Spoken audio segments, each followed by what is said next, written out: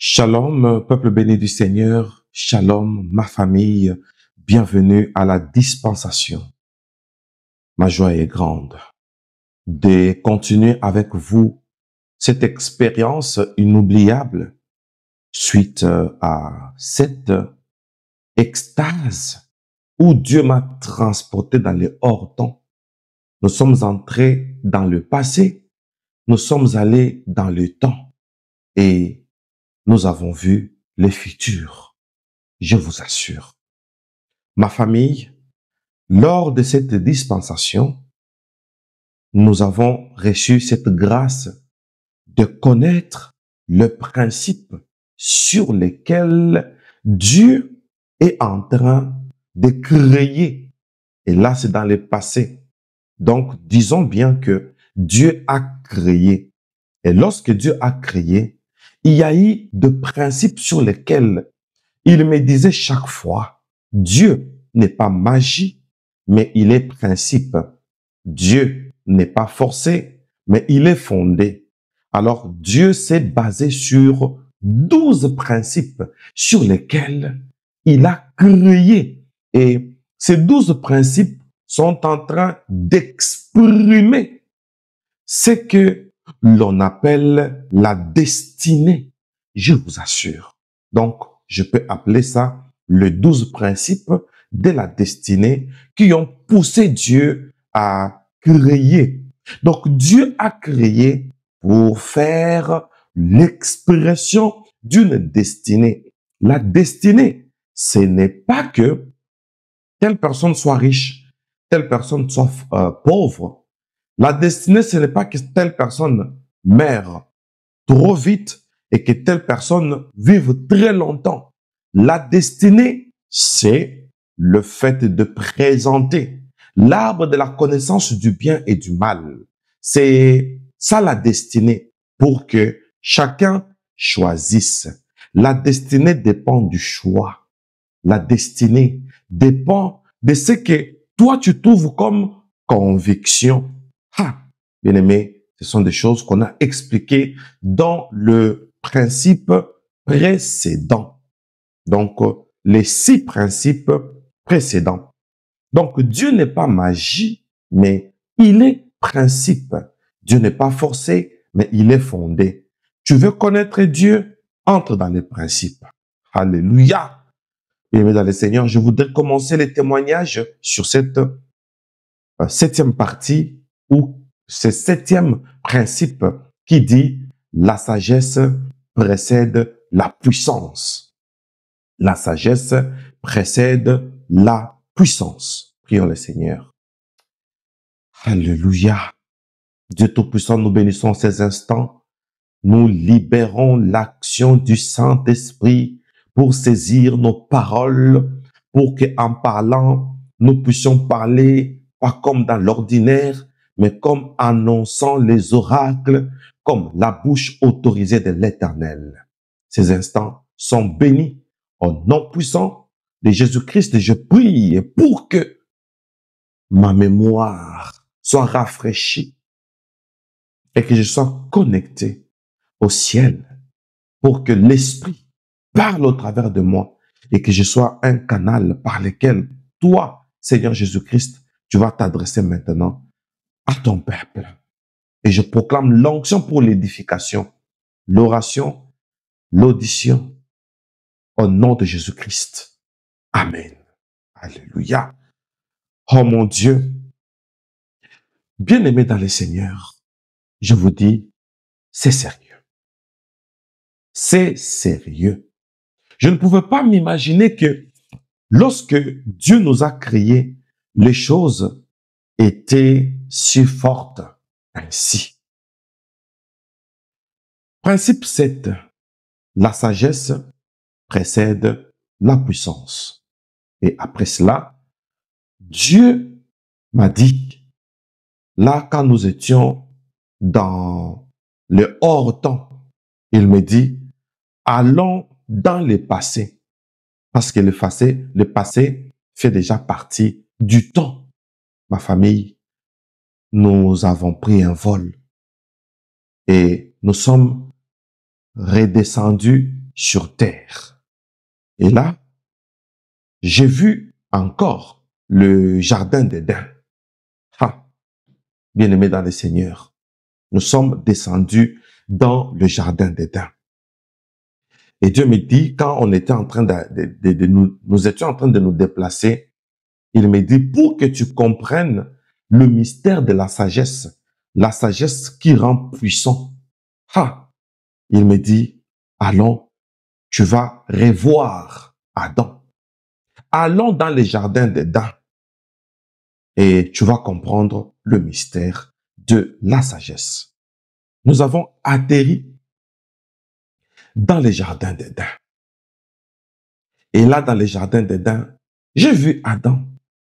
Adam était tout nu, mais la lumière qui l'enveloppait, la lumière qui l'enrobait, la lumière qui le couvrait, cette lumière faisait que sa nudité ne puisse pas se voir. Adam avait porté un manteau de l'esprit, c'est-à-dire il était nu, mais environné de la lumière, curieusement. Ah, environné de la lumière. Et après, notre Seigneur maintenant s'occupait d'Adam. Et là, nous étions dans le passé, des choses qui s'étaient faites lors de la création d'Adam, lorsque notre Seigneur était quelque part. Ce n'était pas dans les jardins. Il a pris une terre qui était devenue argileuse et il a façonné l'homme. C'est lui, Adam. Lorsqu'il l'a façonné, il a soufflé dans ses narines. L'homme devint un être vivant et Dieu l'a pris. Dieu l'a transporté en forme d'enlèvement. Il l'a mené au jardin.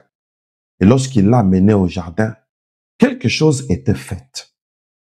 Et Dieu me dira, après cette expérience, que je suis en train d'utiliser tous les moyens pour que mon peuple comprenne ce mystère. Mais mon peuple ne comprend pas toujours. Et cette fois-ci, tu feras comprendre à mon peuple ces mystères. Alors, peuple béni du Seigneur, notre attention, s'il vous plaît. Alors, notre Seigneur Jésus-Christ a amené Adam dans le jardin. Bien-aimé, j'étais là comme un témoin. Comme si, pendant que ça se faisait, j'étais là dans le passé. Alors que Dieu ne m'avait que ramené pour me faire revivre la scène. Du coup, notre Seigneur Jésus-Christ, Jésus est Dieu, je vous dis. J'ai vu Jésus avec Adam. Jésus est Dieu. Alors, au niveau de son cœur, notre Seigneur Jésus-Christ a projeté une nuée lumineuse. Et cette nuée quittait le cœur de Dieu et ça allait vers le cœur d'Adam. Et il y a eu un transfert. Et notre Seigneur me regarde. Il me dit, c'est comme ça que j'ai communiqué la sagesse à Adam. Alors, il avait fallu qu'il reçoive ma sagesse. Et je me rends compte que la sagesse quittait du cœur de Dieu. Et ça allait vers le cœur d'Adam. Et après, une lumière a quitté le visage de notre Seigneur. De son visage, notre Seigneur a communiqué à Adam, je vous dis, une lumière en forme de missile. Alors, cette lumière, du coup, par un ordre, donc sans parler, un ordre sans parole, Adam s'est incliné. C'est comme s'il comprenait ce que Dieu voulait faire, ou peut-être Dieu a imposé à Adam sans parole. Mais Adam s'est incliné et cette lumière qui quittait du visage de notre Seigneur. Et du coup, j'ai vu un trou à ce niveau et la lumière pénétrait Adam. Ah, ma famille, du coup, je me suis rappelé. J'ai dit, Seigneur, en tout cas, je n'avais pas hésité. Comment expliquer en 2007, lorsque tu me prenais et tu m'amenais dans des endroits différents, et je me rappelle un jour en 2007, tu as pris ta main, et je vous relate un peu avant de continuer avec la question, j'ai vu le Seigneur qui a pris sa main. Il a introduit dans ma tête. Je sentais comment la main de notre Seigneur en 2007. Du coup, c'est comme s'il y avait un trou là-bas. Pas c'est comme si, mais il y avait un trou à ce niveau. Et notre Dieu a introduit sa main. Il a saisi quelque chose. Et j'ai senti qu'il m'a saisi, mais de l'intérieur. Et il m'a tiré de l'intérieur. Et je suis sorti. Je me suis vu, vous voyez, comme des bulles d'air. Bulles d'air que les enfants utilisent. Il y a même des armes.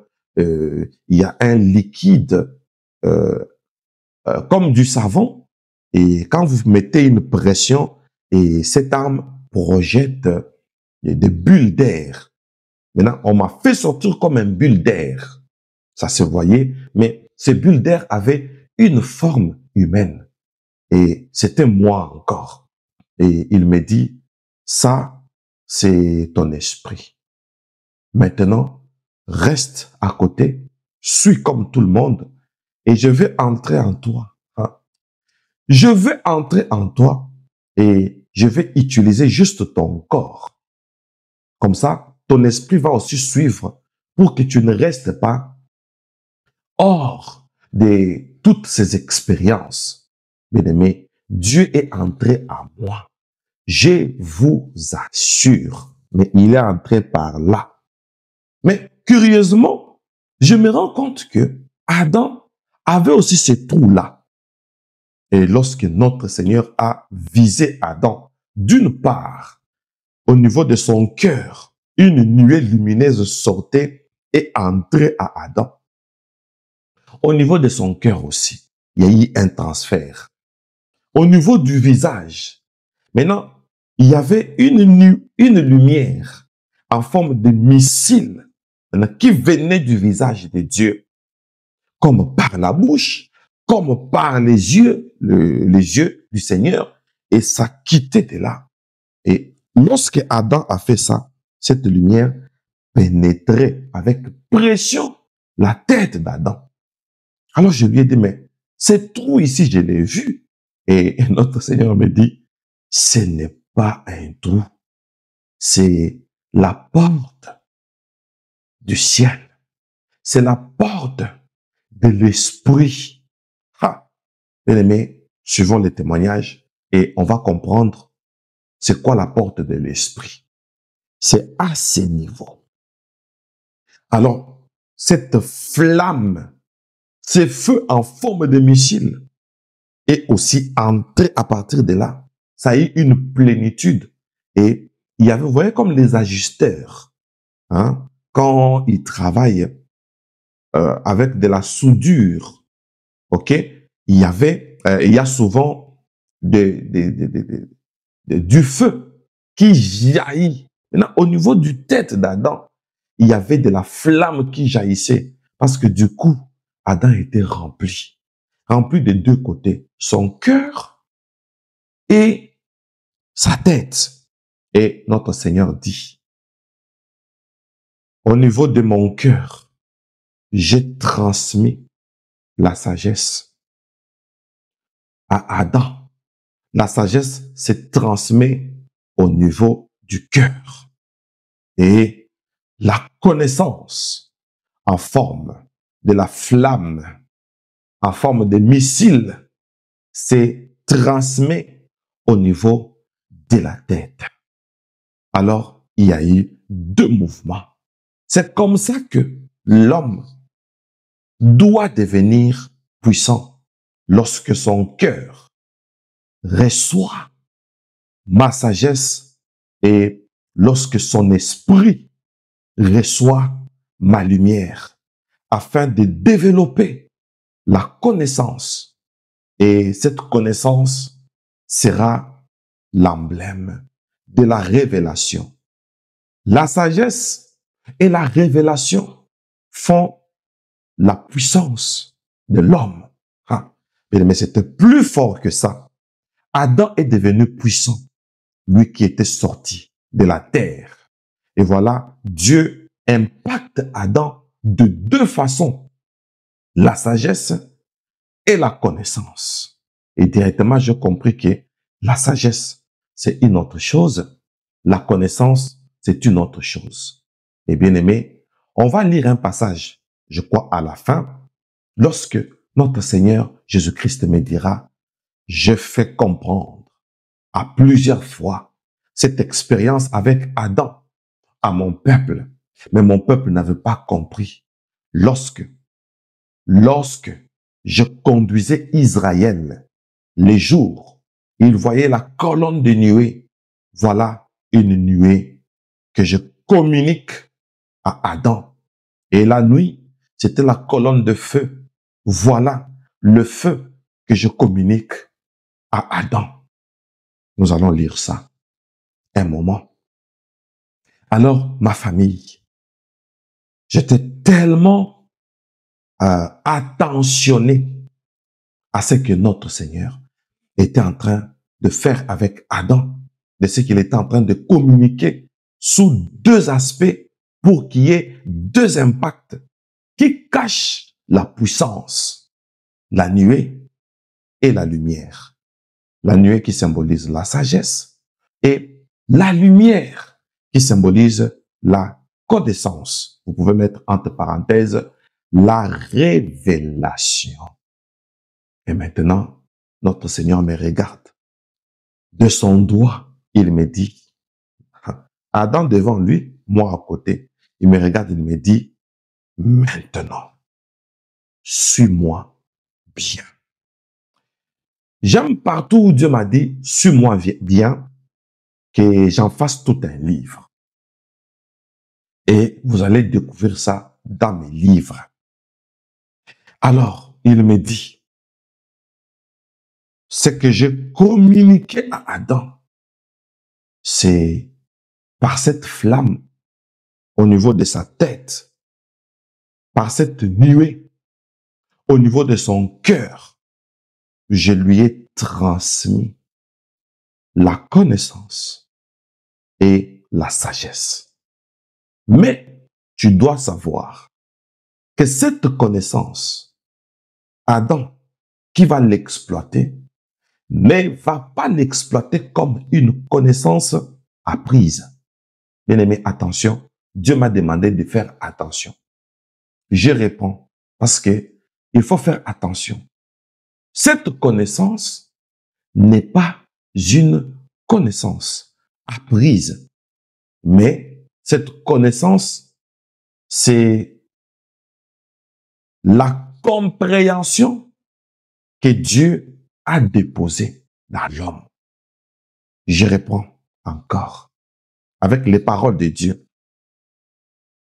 Cette connaissance et cette sagesse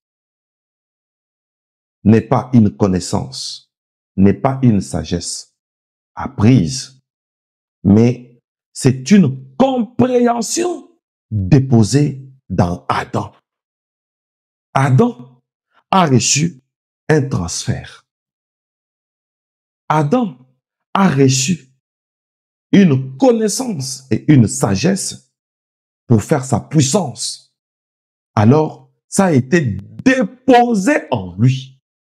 Le fait que cela soit déposé en lui, donc, ça devient un domaine. Ce domaine, même s'il n'apprend pas, mais il le comprend. Jésus, même s'il n'apprend pas, mais il le comprend. Parce que Adam est une première créature. Et lorsque j'avais dit faisons l'homme à notre image, selon notre ressemblance.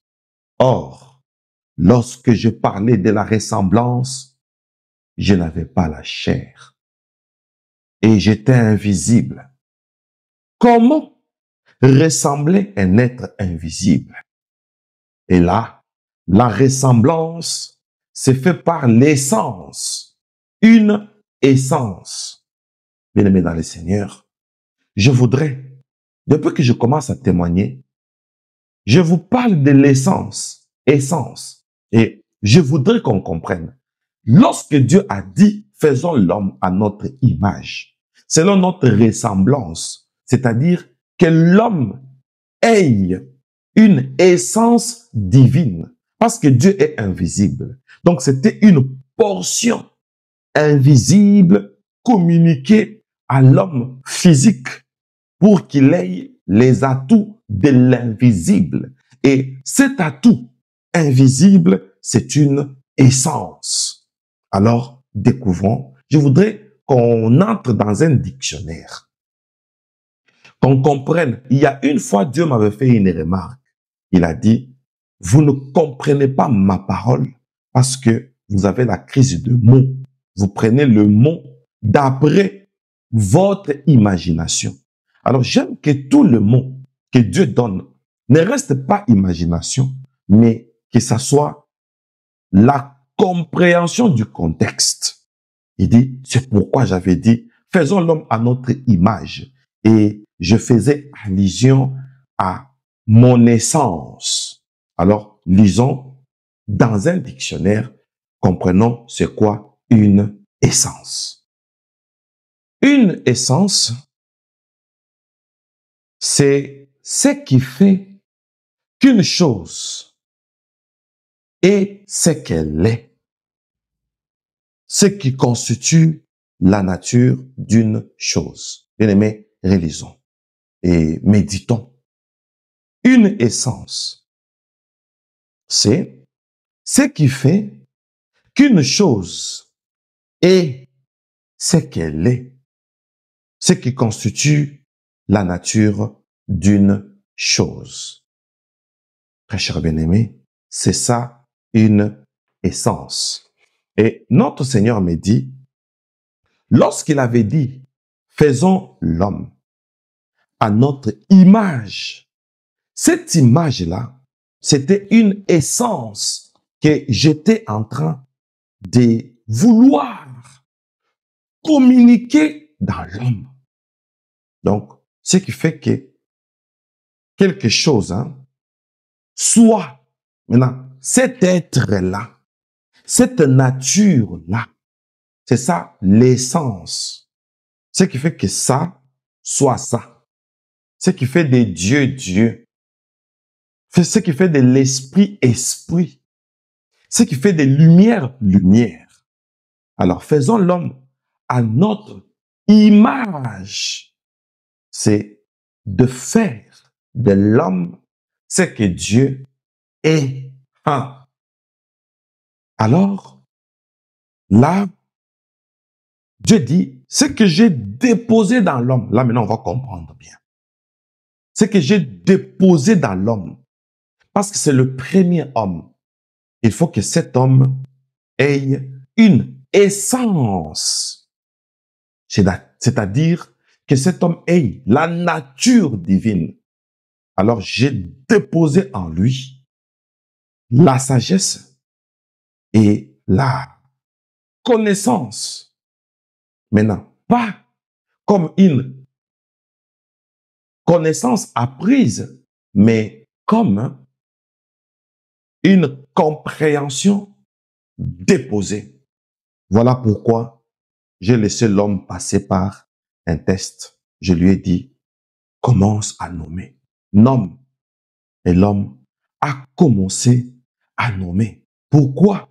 Parce qu'en lui, il y avait la compréhension. Le secret de la sagesse, c'est l'art de comprendre. Et l'art de comprendre a été déposé dans l'homme. Et l'homme comprend par nature. Et la nature qui fait comprendre à l'homme, c'est l'essence de Dieu dans l'homme, l'image de Dieu dans l'homme. Et l'homme qui a mon image doit comprendre comme moi, doit voir comme moi. Quand il regarde, c'est moi qui regarde au travers de lui. Il analyse d'après moi. C'est ça le secret de la sagesse. Ça rend l'homme puissant. Et la puissance, c'est l'art de gouverner la nature. Il y a la puissance dans la gouvernance. C'est ainsi que l'homme pouvait vivre avec le poison, mais il comprenait ça, c'est mangeable, mais ça, ce n'est pas mangeable. Je peux manger ça, mais ça, je ne peux pas manger. Il n'a pas appris ça, mais il a connu. Ah, il n'a pas appris, mais il a compris. Il n'est pas entré dans une école, mais il avait l'art de comprendre. Ça se mange. Mais ça ne peut pas se manger. Tout ça, c'est parce que il voyait comme moi. Et quand il voit, il comprend. Et celui qui comprend comment fonctionne la nature, automatiquement, il devient puissant. Parce que l'adversaire, pour piéger, il n'utilise que la nature. Parce que dans les Écritures, bien aimé, j'étais très content d'entendre ça. Parce que dans les Écritures, je l'avais rendu homme de l'esprit qu'il était. Et il est dit de lui, voilà, tu veux te faire Dieu alors que tu es homme. Donc, il est devenu un être humain. Le diable que vous voyez, il est comme l'homme. Donc, pour dire qu'il est entré dans le monde animal.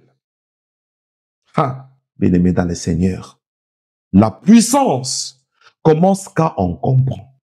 C'est-à-dire, on ne t'a pas appris comment travaille Satan, mais tu comprends dans quel domaine le diable se cache. Ça rend puissant. Lorsque l'homme voit comme moi, et là, automatiquement, la vision de l'homme sort de la nature humaine, mais ça entre dans la nature divine. Et l'homme a reçu une capacité. Comprenez mon émotion, ma famille. Ça me dépasse. Alors, dans l'homme, il y a eu une essence qui a été communiquée en lui. Et désormais, quand l'homme regarde quelque chose, il ne voit pas la nature simple, mais il voit la mission qui est cachée dans ce qu'il voit. Et dans tout ce qu'il regardait, il voyait le rôle de chacun. Et Adam a commencé à donner des noms d'après le rôle, d'après la mission. Et automatiquement, cet homme a eu la vision de Dieu. Imagine-toi, c'est Dieu qui me parle. Et je voudrais vous transmettre aussi ce langage de Dieu. Dieu qui parle, qui dit, tel qu'il a été créé, c'était déjà un homme adulte, tel que tu le vois. J'ai créé le premier homme adulte. Donc, la création, c'est la naissance d'Adam. Donc, les tyrans de la terre a produit et l'homme est né. Alors, lorsqu'il est né, je soufflais en lui, mais il n'a jamais vécu sur la terre. Il est venu le dernier dans les jardins. C'est qu'il n'a pas encore de mémoire. Comment quelqu'un qui n'a pas de mémoire, mais qui nomme ce qu'il a dévancé, pour dire que ça c'est la puissance de la sagesse, l'art de comprendre et de connaître ce qu'on n'a pas appris. Avec une mémoire vierge, mais on sait comprendre la mission. Et c'est par là que Adam devient le premier prophète pour former la première église. Ici, avec une mémoire vierge. Et il apprend dans la prophétie. Quand il parle, il retient au même moment et cela reste dans sa mémoire. Ah! Et le Seigneur ouvre une parenthèse pour dire qu'un vrai prophète, c'est un prophète qui est neutre.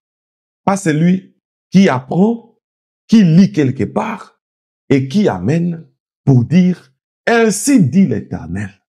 Ce n'est pas un vrai prophète. Un vrai prophète, c'est celui qui fait l'expérience de la connaissance. Et l'expérience de la connaissance s'exprime par la révélation.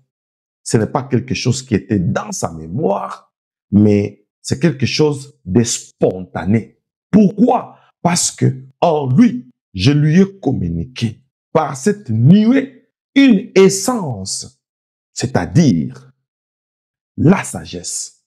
La sagesse est une essence. Lorsque j'ai tout fait pour conduire Israël par la nuée, c'est pour que ce peuple, sans mémoire, mais sans adresse, mais qui va précisément, sans boussole, mais ce peuple est en train de partir vers la terre promise. Il allait sans savoir là où il allait, mais il comprenait que cette direction nous amène à Canaan. Et ce peuple avançait sans repère. Mais l'essence qui était dans l'homme lui donnait la puissance de la compréhension. Donc, cet homme ne regardait pas, c'est-à-dire Adam. Et c'est le secret qu'on a donné à Israël. On dit, cet homme ne se limitait pas aux apparences, mais il comprenait l'essence. Et le Seigneur m'a regardé.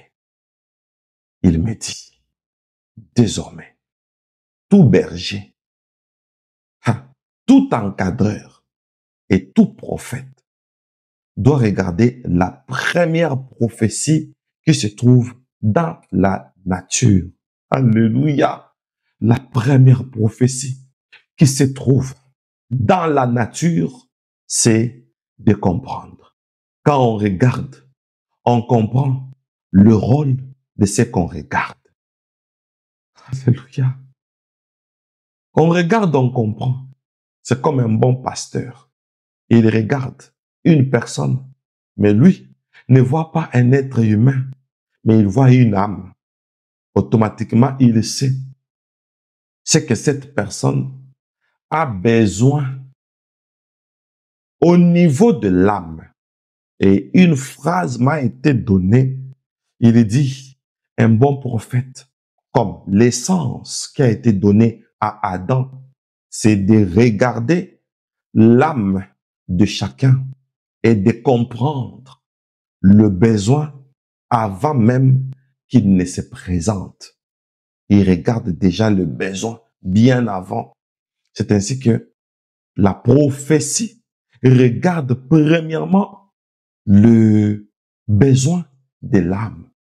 Parce que c'est dans l'âme qu'il y a l'essence. Quand on va à l'église, quand on va chercher Dieu, parce que Dieu me dit qu'Adam est la première église. Donc, la première église et le premier pasteur, Adam, reçoit une grâce de l'essence. C'est-à-dire, quand il regarde, il comprend la nature. Il comprend ce qui est à l'intérieur de ce que cette personne a. Donc, c'est dont il a besoin. Et là, c'est avant que les hommes se multiplient sur la terre. Déjà, Adam pouvait discerner. Raison pour laquelle Adam avait reçu la capacité de la révélation. Alors, un bon pasteur, comme notre Seigneur m'a dit, c'est lorsque il regarde, il voit plus l'âme Et notre Dieu me dit, c'est pourquoi il est écrit, je souhaite que tu prospères à tous égards. Mais pour prospérer à tous égards, on dit, comme prospère l'état de ton âme. Donc, la prospérité commence par l'âme. Quand une âme est prospère, et voilà, tous égards deviennent aussi prospères parce que ça commence au niveau de l'âme. Bien-aimés, avant de continuer ce témoignage, je voudrais que chacun de nous, vous et moi, que nous puissions développer la sagesse divine. Cette sagesse et cette connaissance, ça nous rendra tellement puissants parce que nous comprenons ce que nous pouvons et ce que nous ne pouvons pas faire. L'art de connaître ce qu'il faut et ce qu'il ne faut pas faire. La sagesse et la connaissance, c'est-à-dire la sagesse et la révélation. Oh mon Dieu. Et je posais une question à notre Seigneur. Seigneur, est-ce que sagesse égale nuée? Parce que j'ai vu, tu as communiqué une nuée à Adam. Et la connaissance, la révélation égale lumière. Bien-aimé, notre Seigneur, Dieu dit, oui, sagesse égale nuée. Pour que tu comprennes, alléluia, alléluia, sagesse égale nuée. Pour que tu comprennes, pour que le peuple d'Israël reçoive la connaissance de ma loi, là où la loi était sortie, la montagne était couverte de la nuée pour dire que voilà, mon peuple, je te donne ma parole. Je te donne la connaissance pour que tu sois sage. Si tu vois la nuée, sache que le domaine de la sagesse et de la connaissance commence. Raison pour laquelle, à la transfiguration, une nuée est descendue. Élie et Moïse étaient à mes côtés. Et la sagesse nous a d'abord enrobés. La nuée nous a d'abord enrobés. Et Pierre a dit, dressons 3 tentes. Il ne comprenait pas ce qu'il disait. Une pour toi, une pour Élie, une pour Moïse. Alors la nuée a pris Élie, l'a enrobé. La nuée a pris Moïse et l'a enrobé. Et cette lumière, cette nuée les a amenés pour dire, voici les 2 emblèmes de la sagesse. Élie et Moïse. Élie qui a apporté la loi. La sagesse est dans la loi. Voilà pourquoi quand j'ai donné la loi, une nuée est descendue pour dire que le domaine de la sagesse a commencé.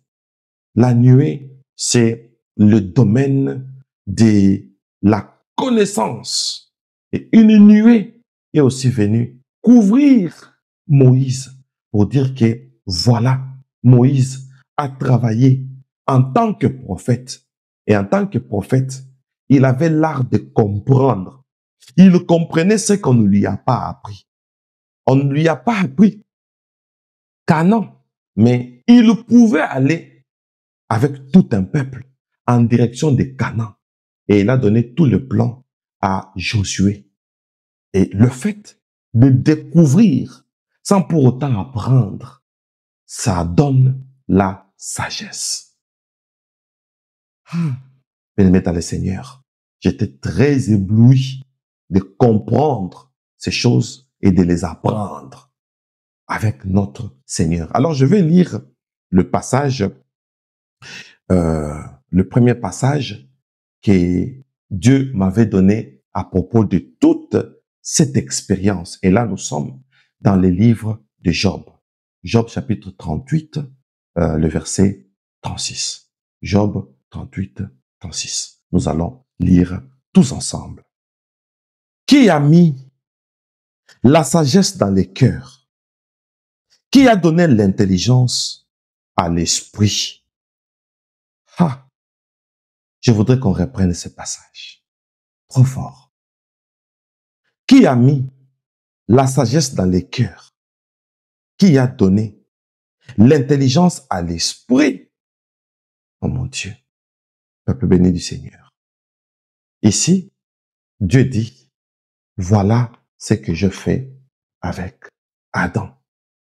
Adam a reçu une nuée. C'est ça la sagesse. La sagesse n'est pas philosophique, comme les philosophes s'appellent les sages. Non. Parlant de la nuée et partant de la nuée, vous entrez dans le monde de la sagesse. J'ai communiqué la sagesse dans le cœur d'Adam pour que cet homme ne reçoive aucune intelligence. Là, c'est la lumière qui entre dans sa tête. Symbole de la connaissance. Symbole de l'intelligence pour laquelle l'intelligence, Dieu dit, qui a mis la sagesse dans les cœurs ou qui a donné l'intelligence à l'esprit. Bien aimé, lorsque la tête d'Adam s'est ouverte, comme la mienne, c'est que j'avais vécu. Dieu plaçait dans sa tête une intelligence pour qu'elle soit gérée par son esprit. Donc, Dieu place dans l'esprit de l'homme. L'esprit est là dedans. La porte de l'esprit est là. Là. Je comprends pourquoi certains enfants, quand on les envoûte dès le bas âge, et il suffit seulement qu'on l'attaque là, il perd l'intelligence. Parce que l'esprit, sa porte est là. Longue histoire. On n'est pas dans la délivrance, on est dans les témoignages. Ma famille, la sagesse se communique au cœur. Là où j'étais bouleversé pour me dire, je me disais à moi-même, je n'y pensais pas. Et sans la révélation, je n'y penserais même pas. Notre Seigneur place la sagesse dans le cœur. Lorsqu'il finit, en deuxième phase, il place maintenant l'intelligence dans l'esprit. Le cœur et la tête, la sagesse et l'intelligence, le cœur et l'esprit. Bien-aimé, et notre Seigneur dit, pourquoi partout il y a ma loi, il y a une nuée, c'est comme j'avais promis, que je prendrai ma parole, je l'écrirai dans leur cœur et dans leur esprit. Personne n'enseignera l'autre parce que tous me connaîtront. Et Dieu me dit, je t'ai dit au début que c'est tout ce que j'ai cherché à faire avec l'homme, mais l'homme ne comprenait pas toujours. Dieu prend sa loi, il l'écrit au-dedans de nous et il l'écrit dans nos cœurs. C'est toute une alliance. Voilà l'alliance que Dieu a conclue avec Adam en lui communiquant la sagesse. Et la sagesse, c'est l'art de comprendre. Comprendre quoi? La parole de Dieu, la volonté de Dieu, la pensée de Dieu, les intentions de Dieu, la nature de Dieu. Et Dieu me dit, dans ma pensée, dans mes intentions, dans ma nature, c'est ça ma présence. Vous dites, je sens la présence de Dieu. Ma présence, c'est quoi? Dans l'invisible, vous pouvez avoir les atouts de Dieu. C'est-à-dire, si l'essence de Dieu est en vous, c'est ça le secret de la puissance. Qui est celui qui est puissant? C'est celui qui comprend les choses, qui voit comme moi. Et c'est ça, ma présence. C'est ce que j'ai communiqué à Adam. Le fait de sentir toujours ma présence. Le fait de comprendre toujours ma parole, ma volonté. Automatiquement, j'affecte vos cœurs par la puissance de ma compréhension. La compréhension est une puissance. Et après cela, le Seigneur m'a dit, lorsque tu te présenteras devant mon peuple, dis à mon peuple, je ne suis pas magie, je suis principe. Je ne suis pas forcé, je suis fondé. Alors, ne forcez pas les choses de Dieu. Ne mystifiez pas les choses de Dieu, mais développez juste cette sagesse que j'ai communiquée en vous. La sagesse, c'est ma présence. C'est ça la nuée. Là où il y a ma présence, il y a la compréhension. Et là où il y a la compréhension, ça ne demande pas nécessairement d'apprendre, mais ça demande juste l'inspiration. Que l'onction de l'inspiration se développe en nous. Merci. Donc, que ce témoignage amène encore, une fois de plus, la capacité de la sagesse qui précède la puissance. On sera très puissant, plus que même Satan, dans tout ce qu'il essaiera d'amener devant nous comme oppression, comme tentation. Nous serons capables de comprendre que ça, même si ça paraît beau, même si ça paraît joli, c'est une épreuve, c'est une tentation. On comprend et on s'en méfie. Je suis votre humble serviteur, le prophète Moïse Lushiku Malou, les dispensateurs du temps de la fin, l'homme au cœur de berger. Voilà pourquoi on m'appelle Bémé. Bien-aimés, n'oublions pas notre bonne habitude.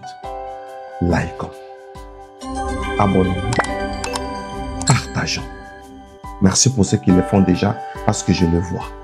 À partir des lives, des vidéos précédentes, vous pouvez sauver une âme. Je vous assure. Vous pouvez sauver une âme. Et avec ces enseignements, une âme pourra entrer au ciel. Et Dieu te payera. Dieu me payera. Dieu nous payera. Retrouvons-nous à notre 8e principe sur 12. Soyez bénis et bye bye.